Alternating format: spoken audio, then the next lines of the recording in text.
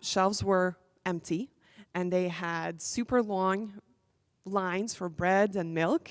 And many times my parents said that they would stand in line for hours, and then a person before them got the last loaf or a last bit of milk that was available. And it was just the time where people had to um, get together and help each other and survive the best way they could.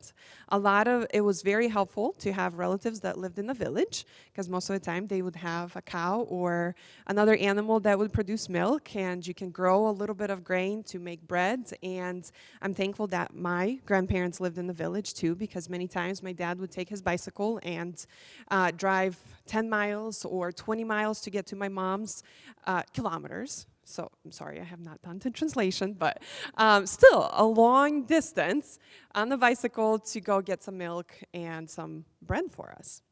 And I just thought that's how everybody lived, because many other families in our neighborhood had to do the same. Now, maybe it was not as difficult for other people as it was for my family, and that's because my parents were Christians. And it was really rare at that time to be a Christian, because Christians were persecuted, and many times they were barred from having a same lifestyle, or I guess a better lifestyle than others, because they weren't allowed to go to colleges or allowed into certain professions and careers. Many people were either cleaners at restaurants or offices, or sweeping the streets, or they did very dirty jobs that nobody else wanted to do. And it was just by, I guess, God's miracle that my mom had an opportunity to become a nurse, and she was working as a nurse, and my dad became an electrician. And even though those jobs are highly paid here in the United States, they weren't necessarily highly paid in Ukraine. And so if anybody was ever discriminated or anybody had to lose their jobs, Christians were the first ones let go, or paychecks cut and things like that. And so financially, it was quite a bit of a challenge. And also another thing that impacted our family financially was the fact that my parents, when they got married, they believed that children were a gift of the Lord. Just like it says in Psalm 127:3, "Behold, children are a heritage from the Lord. The fruit of the womb is a reward. Like arrows in the hand of a warrior, so are children of one's youth. Happy is the man who has quiver full of them. They shall not be ashamed, but shall speak with their enemies at the gate." And so if God's word says that children are a gift of the Lord and a heritage of the Lord, why wouldn't you want to have as many as God gives?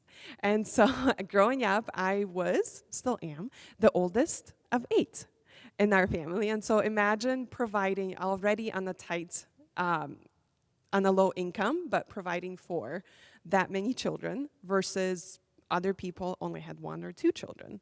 And it was a lot easier to, put food on the table, I guess. But my parents trusted that God would provide, and he certainly did. Because ever since, from a very young age, whenever I started to understand, I would see how strangers that didn't know us, and sometimes neighbors that weren't even that friendly to us, would bring us bread, or share their rice with us, or just give us their leftovers. And I remember anytime something like that happened, my mom would pause and pray and thank God that he provided. And so from a very young age, I just had this picture painted that God works through other people. Because honestly, we can't see God, right? But we can see people, and we know those people. And my belief in God was forming and shaping at that time. And my parents were faithful, and they would take us to church every single time the doors are open.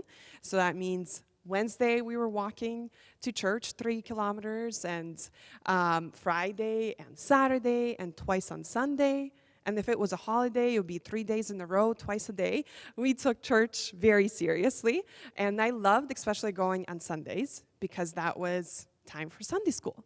And that's when I get to be in the class with other kids my age, who many of them became my friends. And we would just hear the gospel, listen, and get to know all the stories in the Bible, and just get to know how God's worked in the Bible and how he created miracles or done miracles and provided for different people.